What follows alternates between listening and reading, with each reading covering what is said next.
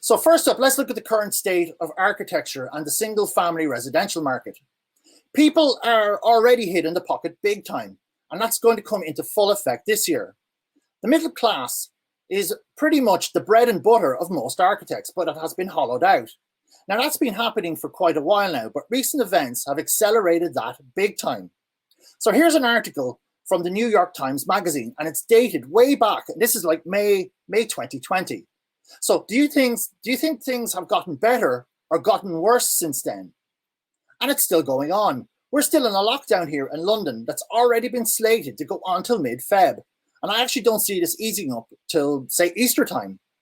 People are really going to feel the burn this year. And as a result, there will be a lot less project with these people. So if most of your projects are in the middle class market, then you are going to be in big trouble this year.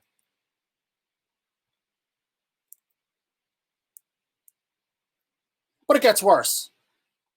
Because not only will there be less projects, but there are going to be more architects feeding in the same pool. Here's an article from last September. So can you imagine what this is going to be like this year?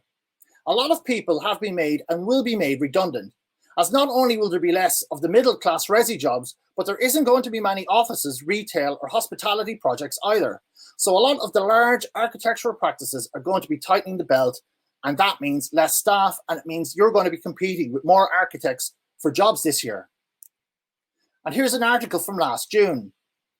So in short, the Joe Soap resi market is going to be an absolute bloodbath this year, with everyone undercutting each other just to put food on the table. So I've got to ask you, do you want to be stuck in this market? However, it's not all doom and gloom, because I've been coaching over the last 6 months, I've been busy coaching architects in the high-end resi space. And I've got to say, and having seen it firsthand, this market is really, really buoyant. In fact, it's as busy as I've ever seen it. And it's not hard to see why. Here's a breakdown of affluence in the US. And if you're not in the US, then these figures won't be far off your country percentage-wise.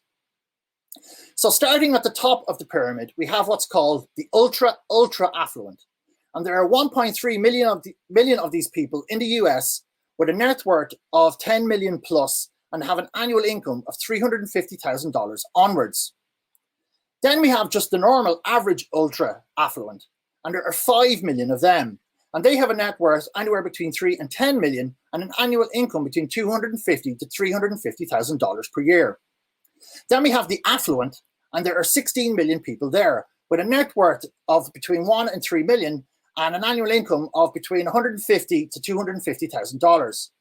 And then we have the mass affluent, and there are 31 million of those with a net worth between $250,000 to $1 million with an income of $85,000 to $150,000 a year.